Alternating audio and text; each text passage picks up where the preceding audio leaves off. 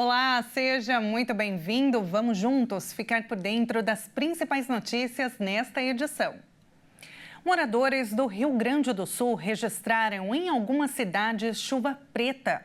A previsão de instabilidade para os próximos dias pode levar esse fenômeno para outras cidades. A chuva preta foi observada nas cidades de Arroio Grande, São Lourenço do Sul, Pelotas e São José do Norte. Mas a previsão de instabilidade para os próximos dias pode levar o acontecimento para outras cidades. Segundo o Centro de Pesquisas e Previsões Meteorológicas da Universidade Federal de Pelotas, a fuligem da fumaça das queimadas se misturou com a chuva, gerando a cor preta. Segundo os meteorologistas, a chuva preta é o resultado da chuva normal que está caindo das nuvens, mas que está passando por uma atmosfera muito carregada de fumaça. Com o deslocamento da frente fria no sul do país, várias cidades podem registrar o fenômeno da água da chuva com a coloração escura. Outro fenômeno estranho é o sol com tons alaranjados em contraste com o céu. Cinza tem chamado a atenção dos moradores de Porto Alegre nos últimos dias. Essa condição se dá pela interação dos raios solares com a fumaça também originada nas queimadas florestais, que chegou ao Rio Grande do Sul. E quanto maior a inclinação dos raios, mais forte é a tonalidade. A alta concentração de poluentes pode modificar também a cor da lua, com um tom mais vermelho. A mudança é reflexo da poluição e dos incêndios, que se multiplicam com o tempo mais seco. A concentração de partículas na capital está quase 12 vezes acima do índice recomendado pelas diretrizes da Organização Mundial da Saúde. O corredor de fumaça formado a partir das queimadas que atingem diferentes estados brasileiros, especialmente Amazonas, Pará e Mato Grosso, se deslocou por milhares de quilômetros e chegou ao território gaúcho. E o fogo queimou 88 milhões de hectares de cerrado entre 1985 e 2023, uma média de 9 milhões e meio de hectares todos os anos.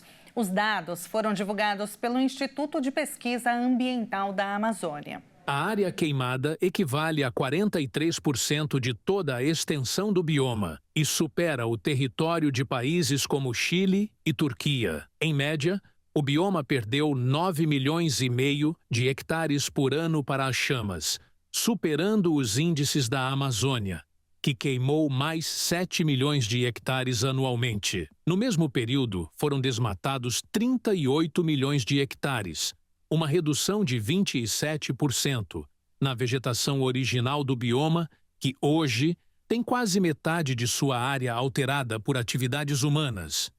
Atualmente, 26 milhões de hectares do cerrado estão ocupados pela agricultura, dos quais 75% são destinados ao cultivo de soja.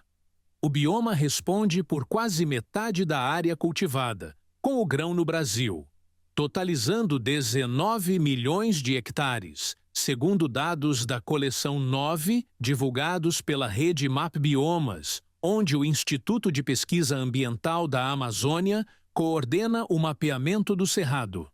A outra metade, que ainda permanece em pé, corresponde a 101 milhões de hectares, representando 8% de toda a vegetação nativa do Brasil e garantindo o posto do cerrado como savana mais biodiversa do mundo.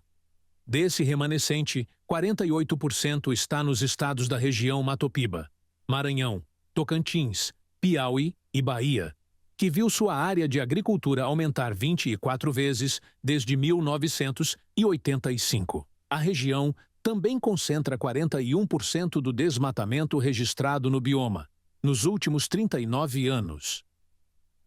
E por conta do racionamento, foi criada uma taxa de pouca água no transporte de componentes importados. E o brasileiro vai passar a pagar mais caro pelos produtos eletroeletrônicos. A partir deste mês, a bandeira tarifária cobrada na conta de luz passou de verde para vermelho nível 1.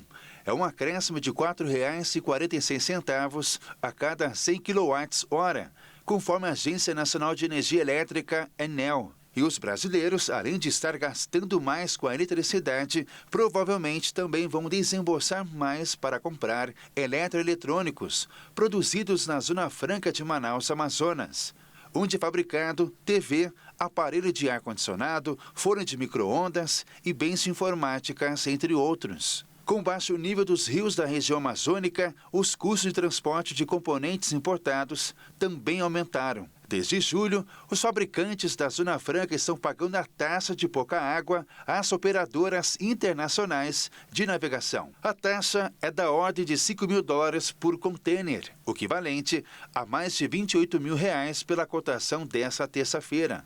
Os operadores justificam que a taxa de pouca água é necessária devido ao baixo nível dos rios, que eleva os custos. Esse encargo é adicional ao custo do frete da Ásia para o Brasil, que registrou forte escalada nos últimos meses por uma série de fatores globais. Já nas contas do executivo, o custo de transporte dos produtos fabricados na Zona Franca teve um acréscimo de quase R$113.000 por contêiner. E o governo federal estuda a volta do horário de verão, já que a medida poderia ajudar a economizar energia elétrica nesse período de seca extrema no país.